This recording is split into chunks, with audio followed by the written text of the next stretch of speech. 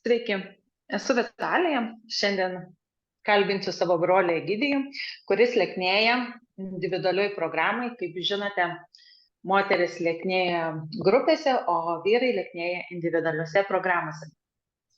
Sveikas, kaip tu laikaisi, kaip gyveni? Labas, sese. Ačiū. Gyvenu labai gerai, jaučiuosi gerai. Kiek žinau, dabar esi Lietuvoje? Taip, esu Lietuvoje. Šiuo metu esu apsistojęs pas mamą. Kaip sekasi laikytis mitybos Lietuvoje arba kai būni namie pas save Norvegijoje? Lietuvoje truputį sekasi sunkiau laikytis, bet išeina, aišku, kartais suvalgom to, ko negalima, bet išeina laikytis, viskas gerai. Mėsytė, daržovytės. Dabar dar norėjau paklausti, žinau, kad prieš ateinant lieknėti į programą bandėjai svorį mesti pats ir ten laikais kažkokios mitybos, kažkokių įpročių, ten, kiek žinau, buvo daug garintų daržovių, dar kažką.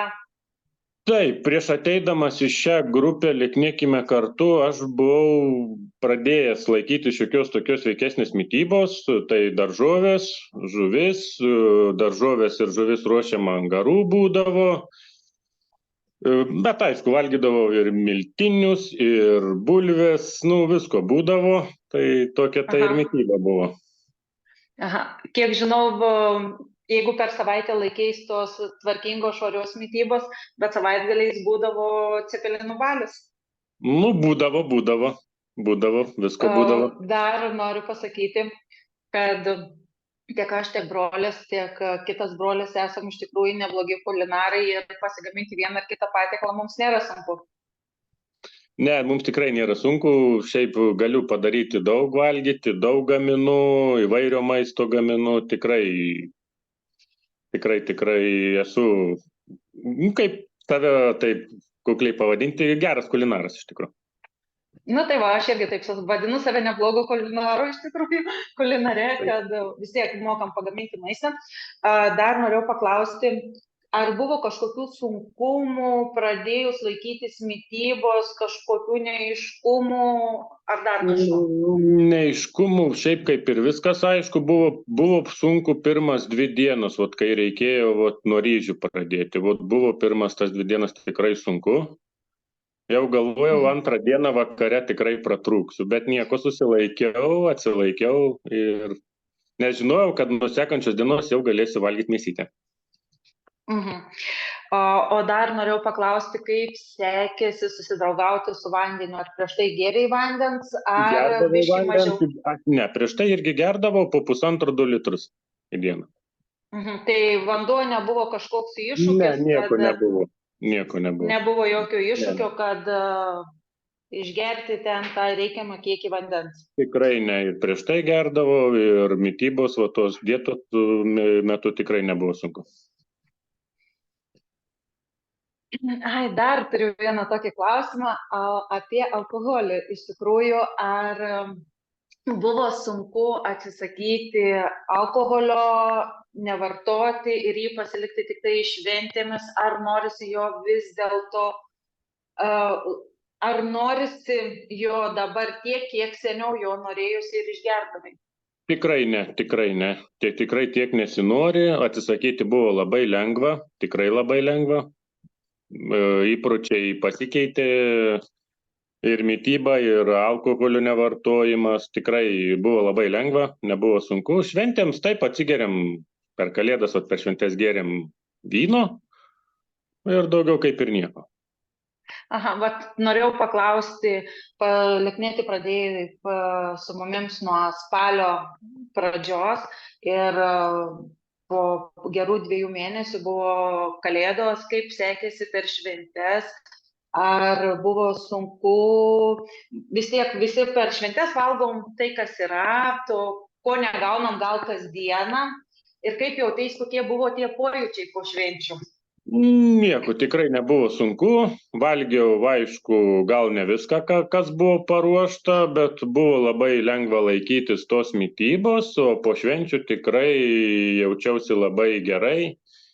Neapsivalgęs, nepersivalgęs, lengvai, kaip čia dar pasakyti. Tikrai buvo labai Nes lengva, labai seniau iš gerai. tikrųjų per šventes persivalgydavom, kaip bebūtų. Taip, taip, tikrai taip. Aš sakau, būkim biedni, bet teisingai, ir taip ir aš persivalgau per šventes. Būna to, bet kai jau žinai, ką daryti, kaip maitintis, kad tu valgai tas, kas patinka, jeigu nepatinka, tu to patiekalo ir nevalgai. Taip? Taip, teisingai. Tai nebuvo ten kažkaip sunku, ten trūko maisto, tikrai jokio nebuvo bado. Ne, tikrai bado, ko bado tikrai, kad nebuvo. Valgiau daug kartų, po biškį, bet daug kartų į dieną. Taip ir dabar toliau maitinuosi po truputį, bet daug kartų per dieną. Nes, kaip mes tokie kaip vilkai, mums reikia mėsos. Taip, kaip žinia, ir mama tas sakė, kad reikia mėsos ir be mėsos gyventi negalima. Bet tai reikia pabrėžti, kad tai nėra vien tik rūkyta, norėjau pasakyti, nėra, kad tai vien tik garintas mėsa, kažkokį vištienos krūtinėlį, ką mes galim įvairią mėsą valgyti iš tikrųjų. Taip, kepta, rūkyta, vytinta, virta, garinta.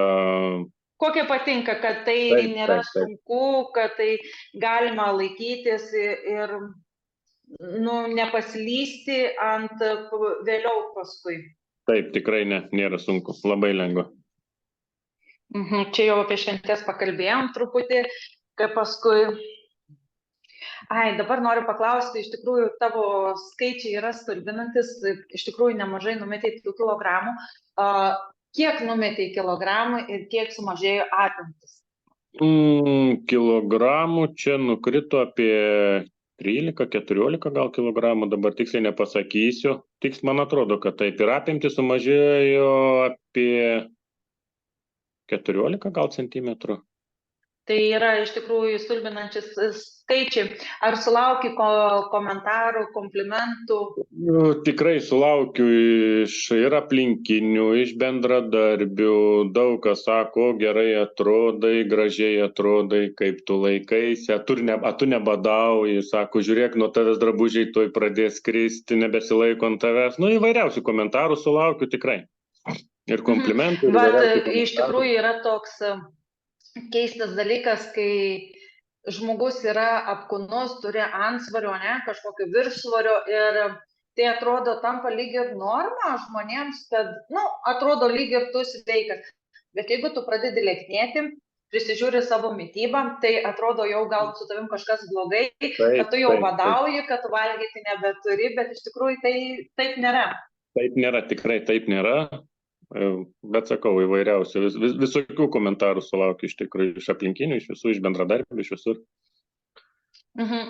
O čia programa kaip daugiau kaip ir pasakojom, kad moteris kviečia moteris lieknėti, bet iš tikrųjų lieknėja ir vyrai, ir pasiryžai ir tu ateiti lieknėti, kas tave pastumėjo ateiti lieknėti iš tikrųjų į šią programą. Kieno pokyčiai? Mamos pokyčiai, tavo pokyčiai, taip. Tai matai, kad yra rezultatai, kaip keičiamas, kaip keičiasi mama. Taip, labai gražus rezultatai buvo, pokyčiai dideli mamos, buvo dideli pokyčiai tavo. Tai taip ir pasiryžau. Tai ar rekomenduoji ir kitiems vyrams, kuriems reikia tos pagalbos ir nežino, nuo ko pradėti, ateiti, lieknėti individualią programą, o gal ateityje iš tikrųjų padarysim ir vyrų grupę? Tikrai rekomenduoju, verta eiti, laikytis šitos mitybos, tikrai rekomenduoju ir kitiems vyrams. Tikrai verta. O dar norėjau pasakyti ir pabrėžti, kad mes lieknėjame iš tikrųjų be sporto. Ar tu sportavai, ar tiesiog tik vien mityba? Mityba yra aišku, darbas. Taip, iš tikrųjų, bet tai nebuvo... Mano darbas yra kaip ir sportinis, nes daug vaikštau, daug judu taip, kad... Bet taip tikrai be sporto, tik mityba. Nereikėjo eiti į sporto salę? Nereikėjo. Nereikėjo. Tikrai ne. Tai džiaugiesi lieknėdamas, ar jau pasiekei savo tikslo, ar dar vis nori numesti keletą kilogramų? Dar vis noriu numesti keletą, iš tikrųjų, dar iki 90, vat norėčiau numesti, dar 5 kilogramus ir būtų gerai. Tai iki tikslo iš tikrųjų liko nedaug. Nu, tikrai nebedaug jau. Tai iki vasaros jau būsi, kaip sakant, fit, jau būsi pasiruošęs vasarai, tikrai neblogai. Vasarai taip jau būsiu pasiruošęs gan gerai iš tikrųjų. Tikrai gan gerai. O rūbai tikrai reikėjo keisti ir rūbus, turbūt ir kelnes laisvesnės pasidarė ir visą kitą. Jau reikėjo ir kelnes keisti, reikia keisti ir maikės, nes jau kaip maišai kabo. O dar norėjau paklausti tokį klausimą dabar. O kaip kolegos reaguoja į tavo mitybą, kad tu valgai gal kažkaip kitaip, nėra duonos, nėra kažkokių miltinių patiekalų? Kažkaip nieko nesako. Nesulaukia kažkokių replikų? Ne, tik tai sako, kaip tu valgai vieną mėsą. Tai kodėl vieną, agurkai, kopūstai, salotos. Sakau, ne vien mėsą. Bet taip keistai, karts pažiūri keistai, kad nėra nei bulvių, nei kažkokių tai makaronų, duonos ar dar kažko. Ne.